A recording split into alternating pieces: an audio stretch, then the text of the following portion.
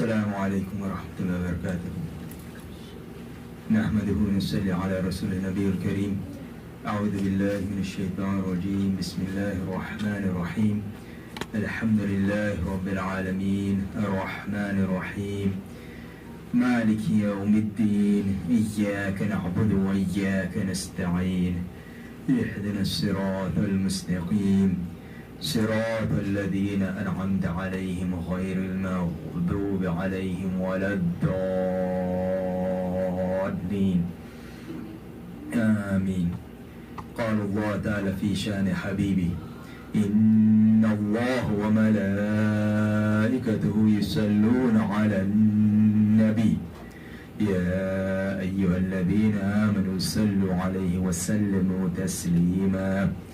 اللهم صل على سيدنا مولانا محمد وعلى آله وصحبه على سيدنا مولانا محمد بارك صلوا عليه صلاة وسلام عليك يا سيدي يا رسول الله.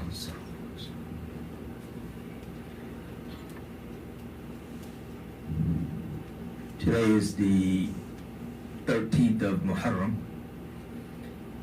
and last few weeks we've been talking about the fitna that we're living in and Imam Husain AS.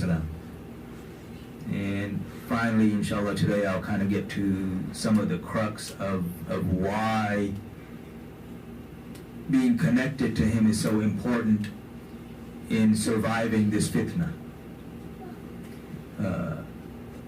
As we mentioned, the fitna that we're in today, duhama, it is a fitna that is persistent. Like previous tribulations came and they went, and they would come quickly and they would leave quickly. This one is one that has come and it keeps, persisting. Every time you feel like, oh, things are getting better, they get worse. And, to the condition where a person wakes up as a believer and by the afternoon he is a disbeliever. And not so much that he has denounced Islam openly, but his ideology has shifted towards hypocrisy. And so, we talked about before, one of the tools that are used against people of decency is desensitization, where bad things are presented as normal over and over to where you become okay with it. Even though the person himself isn't doing it, but it really doesn't bother him anymore. That's just the way things are.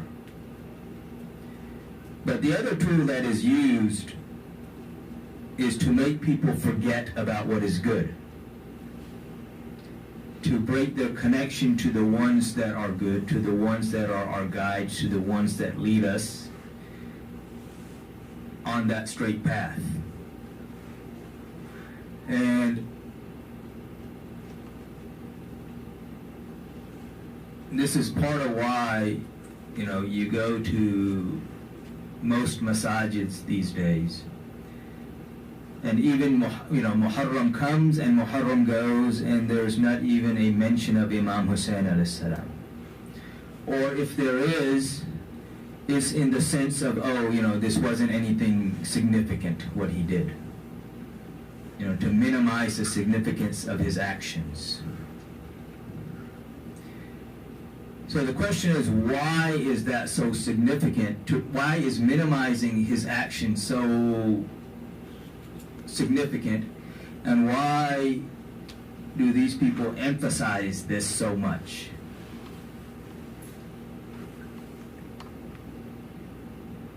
In Allah subhanahu wa ta'ala, He says in the Quran, أعوذ بالله من الشيطان الرجيم ولا تكونوا كالذين نسوا الله فأنساهم أنفسهم أولئك هم الفاسقون. And do not be like those who forgot Allah, and Allah made them forget themselves. أولئك هم الفاسقون, and those are the ones who are the transgressors. These are the ones who pass the limits. They go beyond the bounds that Allah has set. So the interesting thing in the beginning part of the verse is, do not be like those who forgot Allah, so that Allah made them forget themselves. Well, the question comes, how do you forget Allah?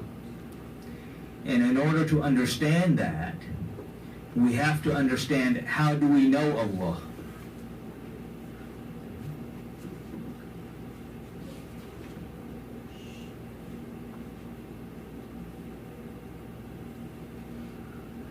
Even how do I know the existence of Allah?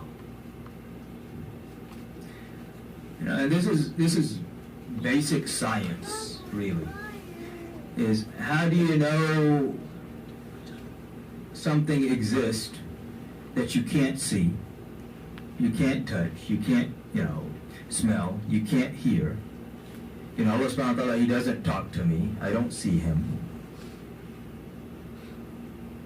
Anything that I can touch, I know it's not Allah. So how do I know Allah exists? And again, as I said, this is basic science. How do I know something exists that I can't see, I can't touch, I can't hear? Simple example of this is a black hole. And a few years ago, they had, in the paper, they spotted a black hole. Well, how did they spot the black hole? Because by definition, you can't see a black hole. Black hole, the gravitational pull is so strong that light doesn't even escape it. The way I see is, light reflects off of something, and that's what I see. And of course, black holes are thousands or millions of light years away.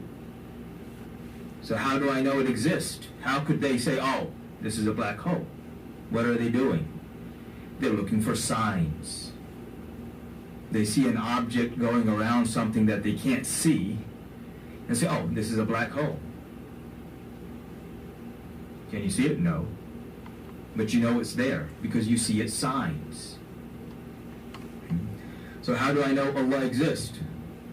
Through His signs. I look throughout the universe, all of creation is His sign. But there are certain signs that He distinguishes from other signs. And we see this in the Quran. Inna Safa wal Marwata min sha'air Allah. Safa and Marwa are the signs of Allah. He talks about Budun. Budun is the animal for sacrifice. He says these are the signs of Allah, and your honoring them is a sign of your taqwa. And he says this in the Quran. He mentions His various things as His signs. Naqatullah, the camel of Allah, that's His sign. Even though He is the creator of all the camels. But He distinguishes that camel. Baytullah, house of Allah. Every house is His house. But again, He distinguishes that house. So but if you look at all of these signs, they all point us toward whom? Toward the Rasulullah sallallahu alaihi wasallam. Because Rasulullah sallallahu alaihi wasallam is the greatest sign of Allah. And not only is He a sign, because these other signs are general signs, so I know His existence, but I don't really know Him. These signs tell me that He exists, but they don't tell me what He wants from me. They don't tell me how I should believe in Him. They don't tell me what other, they tell me, okay, yeah, He's the Khaliq, He's the creator, but what are some of His other characteristics? They don't tell me that. They might tell me one or two.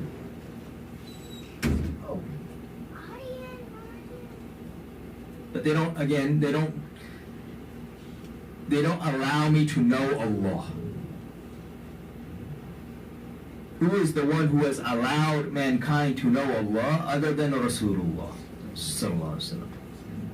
So all of these signs point towards the ultimate sign, which is Rasulullah sallallahu alaihi wasallam. So when I look at Imam Husain AS, and I understand that he is, Allah subhanahu wa ta'ala created him for Rasulullah sallallahu alaihi wasallam, from Rasulullah sallallahu alaihi wasallam. And I understand that Rasulullah sallallahu alaihi wasallam said, Al-Husaynu minni wa ana min al-Husayn. That Al-Husayn is from me and I am from Al-Husayn. Meaning that, when I look at Imam Husain AS, it's interesting. If you look at the description of Imam Hassan and Imam Husain AS, Imam Hassan AS was a complete replica of Rasulullah from the chest up. And Imam Husain AS was an exact replica of Rasulullah from the chest down. And there are reasons for that. Why each one, But if I want to see Rasulullah, then I have to put the two of them together.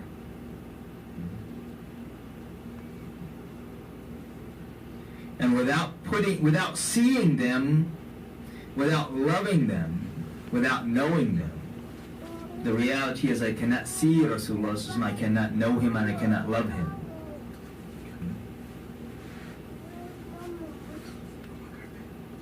This is why it is so important that we know Imam Husain AS. This is also why it is so important that those who are trying to take us away from that path make us forget Imam Husain AS. Because so long as we are connected to him, we are connected to Rasulullah, which allows us to know Allah. If we break that connection, then we no longer know Allah. We have, in reality, even though we can do zikr Allah, Allah, Allah, Allah all the time, but our connection to Allah is broken. And this is what Allah subhanahu wa ta'ala is telling us, that do not be like those who forgot Allah and Allah made them forget themselves. And when we look at the condition of the ummah today, this is the condition we are in. We have abandoned the ones Allah loves, the ones for whom He said that their pleasure is my pleasure.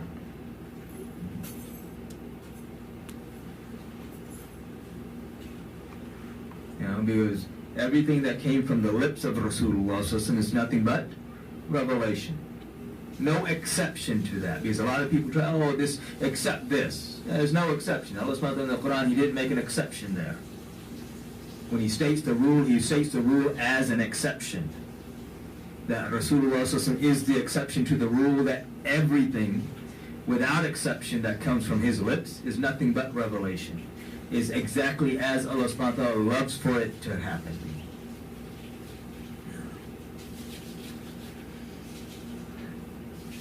So when we see, like the Quran itself, Imam Ahmad bin Hanbal rahmatullah alayhi, he says that there are 313 verses of the Quran revealed in honor of Ahlul Bayt, more than anybody else. So 313 verses of the Quran revealed in honor of Sayyidina Ali karamallahu wajhu and Ahlul Bayt. No one else even comes close.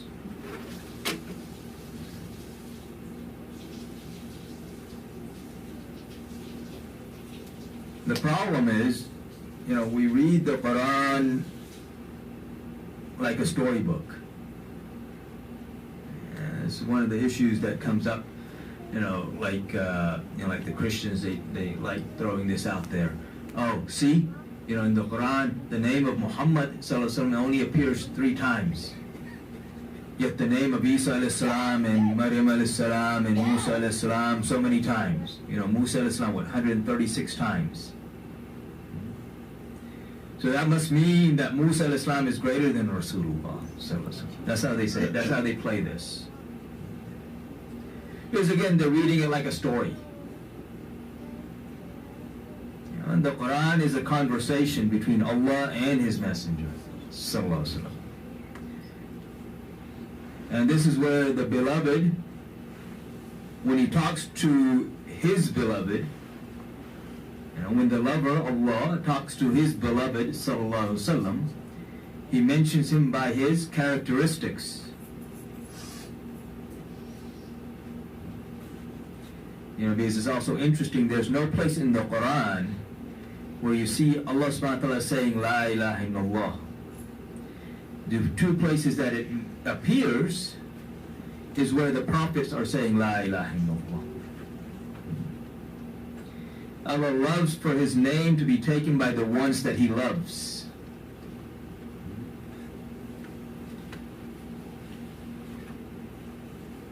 But when He talks about His beloved, it's always through His characteristics. Ya ayyuhal muddathir, Ya ayyuhal muzammir, Taha, Yasin. Every time Allah subhanahu wa ta'ala refers to Rasulullah as you.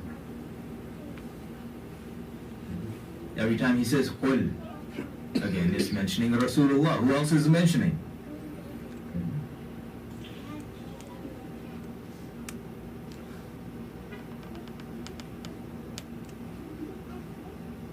But,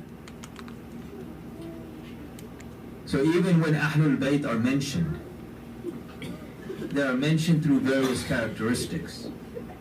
So most people become blind to noticing it. We know, we just go through a story. We forget to understand the connection between what's being said and the ones who are the representatives of the Quran. The ones for whom Rasulullah ﷺ said that they will never be separated from the Quran. The ones who in reality are the living, breathing, spoken Quran. The ones who are Quran and Natiq.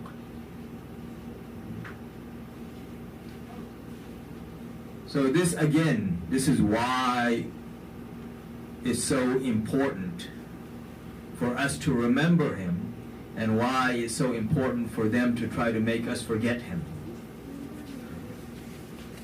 Because when we look at, the fitna of today, it's interesting, one of the titles that is given to Sayyidina Ali, Karamallah wajh, is that he is the alleviator of difficulties.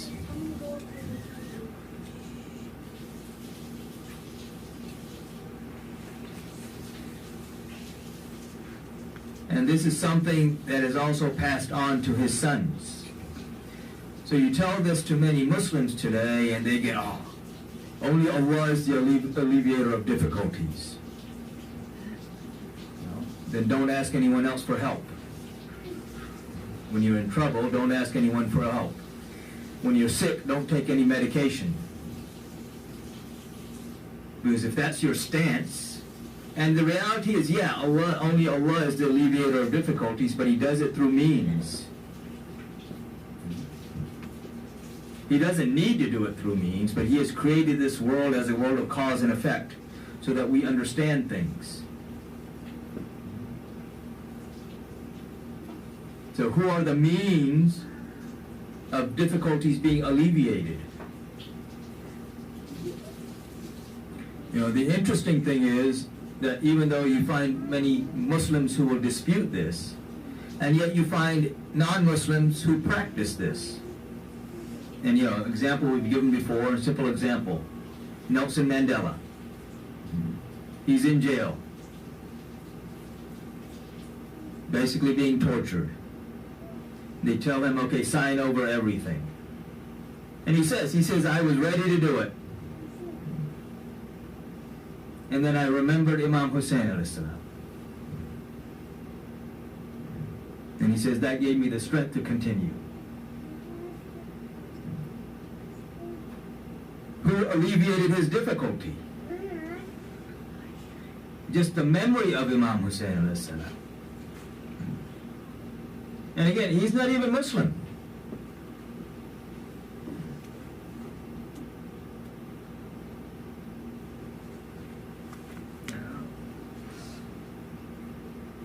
Every step he took was that so we would benefit. It didn't increase his status. His status is already elevated. But so that we would learn and benefit. But if we don't even remember him, if we don't even know what he did, then again, we have no one to blame for our condition today except for ourselves. The condition of the ummah today is whose fault? It's our own fault. We can blame all these foreign powers and all these other things. All those foreign powers have always been there. Were they not there during the time of the companions of Rasulullah sallallahu alaihi wasallam? Were not the Persians and the Romans constantly trying to undermine the Muslims? But they were not successful. Why were they not successful? It's not because they had more hafiz than we have. We have more hafiz than they had.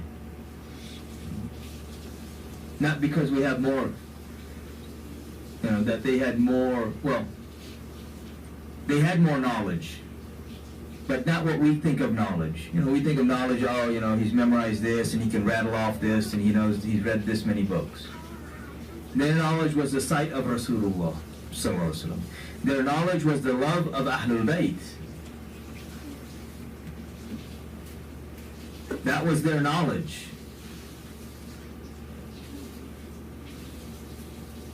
And they understood this. You look at Abdullah ibn Mas'ud radiallahu anhu. Amongst the companions, considered number 2 in fiqh, in the knowledge of fiqh. Considered one of the top in the knowledge of the Quran. He says that he learned 70 surahs of the Quran directly from Rasulullah sallallahu alaihi wasallam. Most people will only quote this much. This is what they'll tell you. Yeah, he said that. What they forget to tell you is that he said that he learned the other 44 from Sayyidina Ali karamallahu wajh. He knew where to go for the knowledge. He knew who the door to that knowledge was. This is again getting back to what Imam Zain al-Abidin said in the masjid in Damascus. This is what Ahlul Bayt are distinguished by. Allah subhanahu wa ta'ala has given them this distinction. First thing he mentions amongst the 6 distinctions that he mentioned, knowledge. And not just, rattling off things. These are people who have knowledge, who know how to practice the knowledge and when to practice the knowledge. They understand the knowledge. They have true knowledge.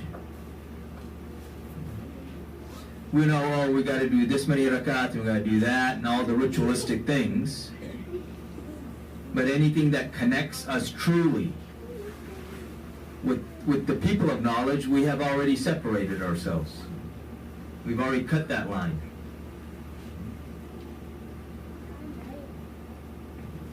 When we look at the actions of Imam Husain AS, and as we mentioned last week, he leaves Makkah.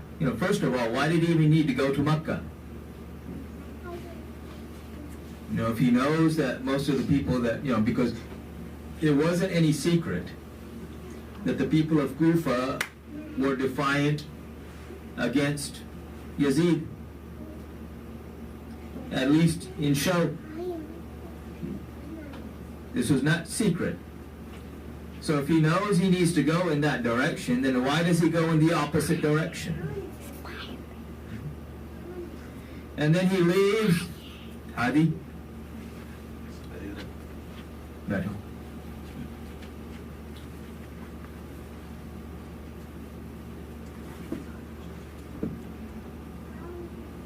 Then he leaves the day everybody else is going in the other direction. It's interesting. They're going to go and they're going to sacrifice their animals.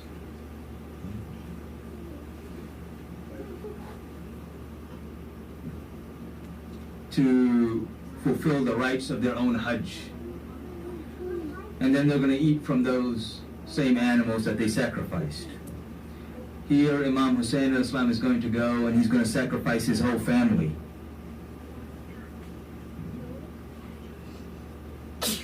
And himself. And then allow the enemies to mutilate those bodies.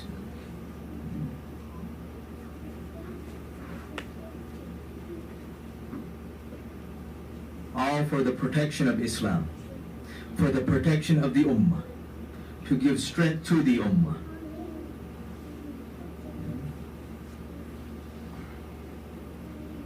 And this is what the powers to be fear. Because if we understand his sacrifice, then we have no fear. Because if we understand his sacrifice, then Allah subhanahu wa ta'ala will befriend us.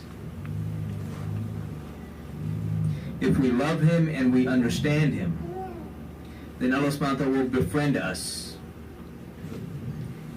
And what does he say about his friends? That on them is no لا خوف عليهم ولا هم يحزنون. No fear, no grief. Imam Husain AS is going knowing what's going to happen. And again, this is not something from the books of history. This is clear from the books of the Hadith. He knew the outcome of what was going to happen. He knew he wasn't coming back. You know, it's one thing to go into battle thinking, oh, you know, you're going to survive and come back. You know, even if I look at like the Battle of Badr, Rasulullah SAW already told the companions the day before, Utbah will fall here, Abu Jahl will fall here, so-and-so will fall here, so-and-so will fall here. Allah subhanahu wa ta'ala already guaranteed the angels coming. The victory was guaranteed.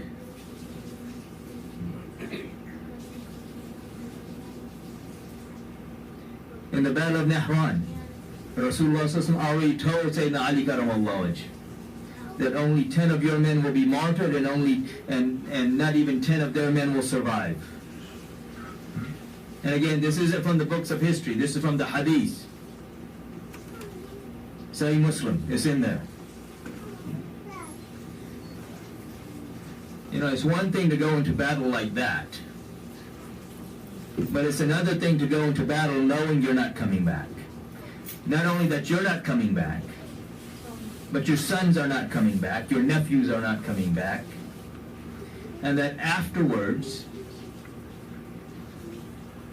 your women will be imprisoned and marched around like normal prisoners of war.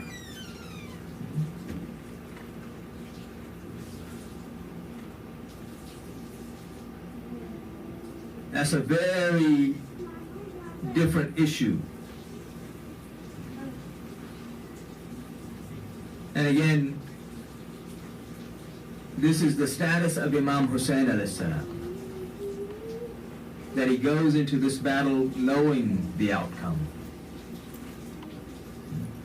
and knowing that the outcome will not be in appearance in his favor. But he also knows that this is the only way to shock the Ummah back to life, to wake them up and allow them to see the path where when the tyrants come.